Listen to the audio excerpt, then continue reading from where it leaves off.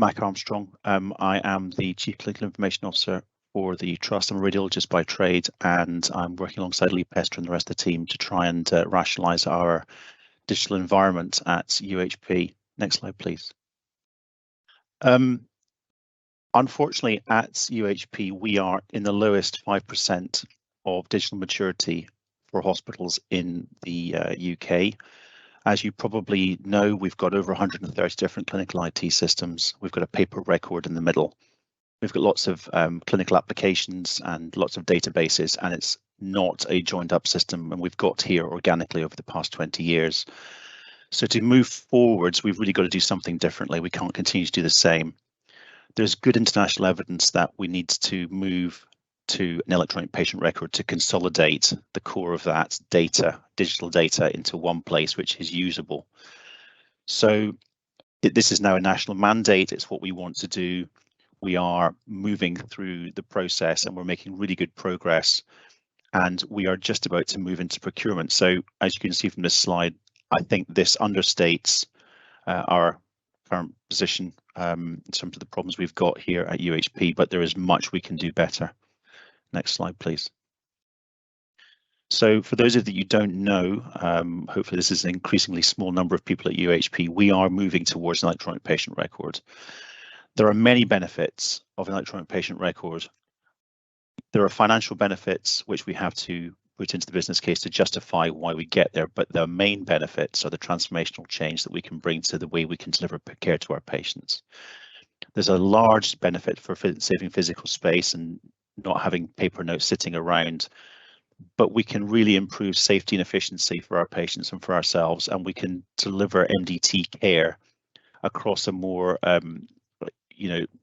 diverse area. And we can bring people together with expertise from as across the breadth of the hospital, and beyond the hospital in our ICS. Next slide, please.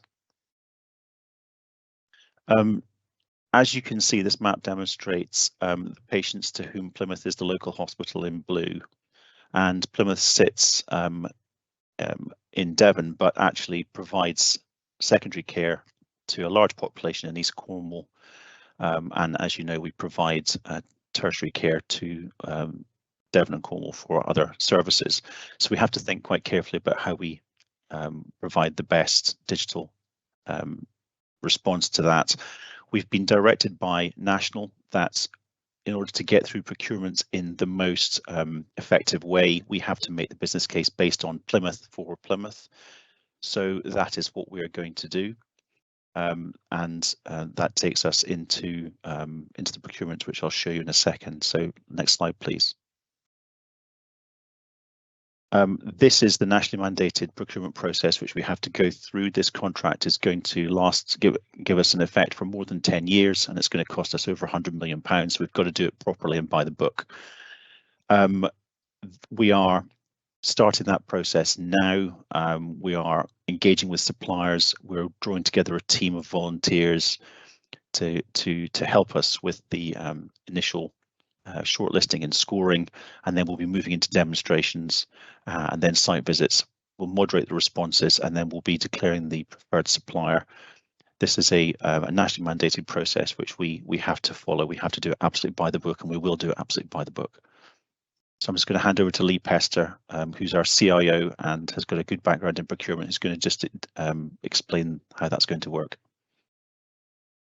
Thanks, Mac.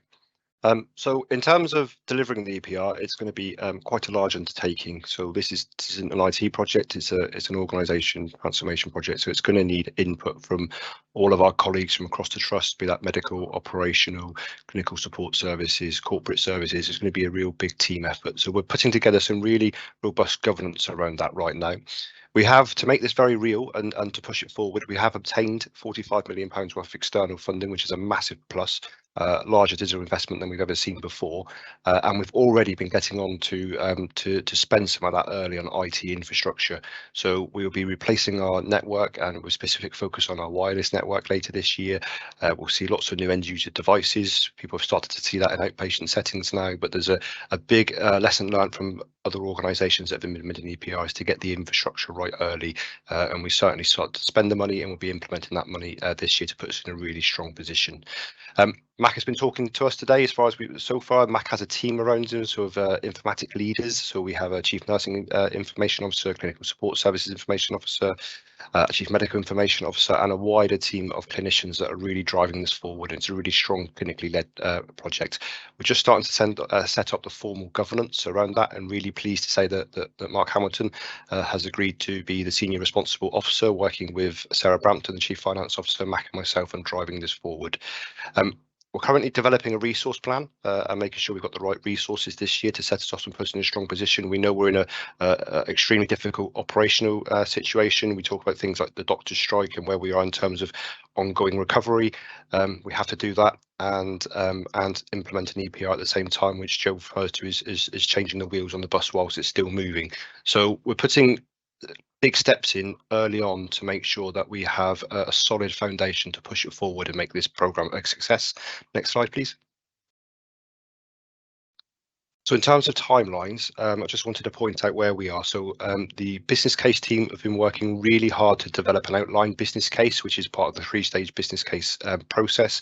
It's one of the best OBCs I think I've seen personally, and the amount of work it's going to do is huge. So a big thank you to the team that have been everybody involved in creating that case. That case was approved by Trust Board last week. Really strong support from Trust Board, really strong buy-in and understanding of our position to move this forward. That case is now gone into a regional review.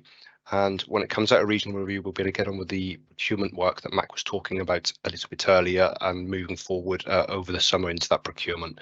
We'll be looking to get the full business case, which is the final part of the business case process, sorted for the end of the year, and implementing the system as soon as early next year. But as I said earlier, the programme is effectively already started because we're putting those strong digital technology foundations in place now.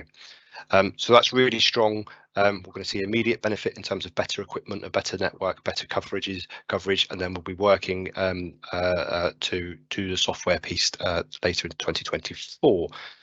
Next slide, please. Another key lesson learned with digital and digital change is to have really strong communication. And I'm really pleased to say we've got Mick Richards in the comms team, and Mick and the team have helped create a new platform to communicate where we are with the programme, everything going on, advising people progress, advising people wider digital projects and the things we're doing now, celebrating successes, really important updates, and understanding who's who. Contains our aims and objectives, and also how our colleagues who are interested in this agenda around the trust can help support us on this journey and make it a really successful.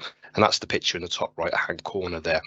What I should also say, with my Director of IT hat on, is that the IT service has been working really hard, the IMT service has been working really hard to create a portal where people can come, seek self-help, have knowledge articles, and get a faster response from the IMT department, and that's in the bottom right hand corner. So we're moving forward, and we have some really good digital first platforms in terms of communication and a faster response to what we've had previously, which has really put us on the front foot. These sites are only 3 clicks away. So on the left hand side, I've just included where they are in terms of the intranet. There are 2 sites, but they're 2 clicks away.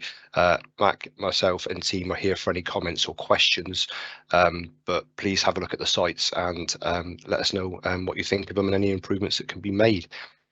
And that's it from us. So I will hand on to John Stevens, Director of Estates and Facilities.